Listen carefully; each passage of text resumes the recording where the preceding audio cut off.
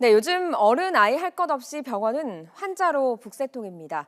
인플루엔자, 독감 때문인데요. 특히 초중고교는 조기 방학을 하는 학교가 있을 정도로 독감 환자 수가 늘고 있는데 이게 역대 최고치입니다. 독감 유행 기준은 1000명당 8.9명인데요. 독감 의심 환자 증가 추세를 한번 보시죠. 1000명당 13.3명으로 11월 말 이미 그 기준을 넘어섰고 12월 첫째 주에는 34.8명, 그리고 지난주에는 61.4명으로 기하급수적으로 늘어나는 걸 볼 수가 있습니다. 초중고 학생들의 상황을 좀 더 살펴보면 좀 더 심각합니다. 7살에서 18살의 독감 의심 환자는 1000명당 40.5명에서 107.7명, 그리고 지난주에는 152.2명으로 급증했습니다.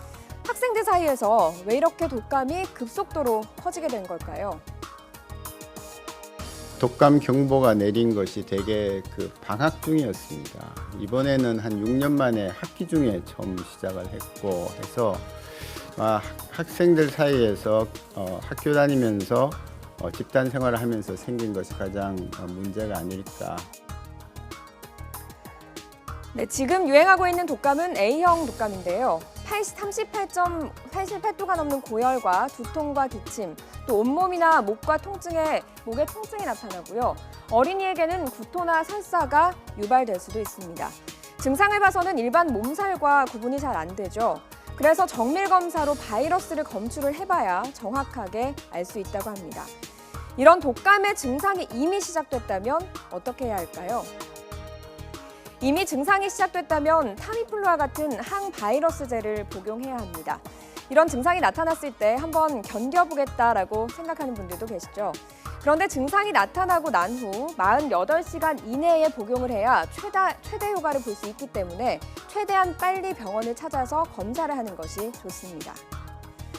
보건당국은 독감 치료제 혜택을 확대 적용하기로 했습니다. 어린이와 노인, 임신부 등 고위험군에만 주던 혜택을 18살 이하 청소년들에게도 주기로 했는데요. 따라서 청소년들도 타미플루 등 세 종류의 항바이러스제를 약값의 30%만 내면 살 수 있게 됩니다.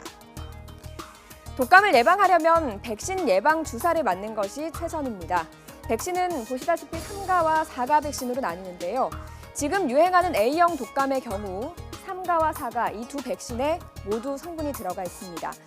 다만 내년 초에 B형 독감까지 유행될 것으로 예상되는데요. B형 독감까지 모두 예방하려면 4가 백신을 맞으시는 것이 좋습니다.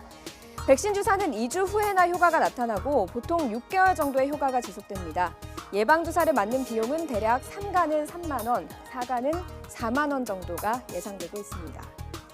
백신을 맞아도 독감과는 다른 감기에는 걸릴 수 있습니다. 그리고 100% 예방되는 것도 아닌데요. 생활 습관도 그래서 중요합니다. 개인용 소독제를 사용하고 손을 깨끗이 씻고 기침 예절을 지키는 것. 정부는 잘 알고 있는 이 생활 습관들에 대한 더욱 철저한 실천이 필요한 시점이라고 강조하고 있습니다.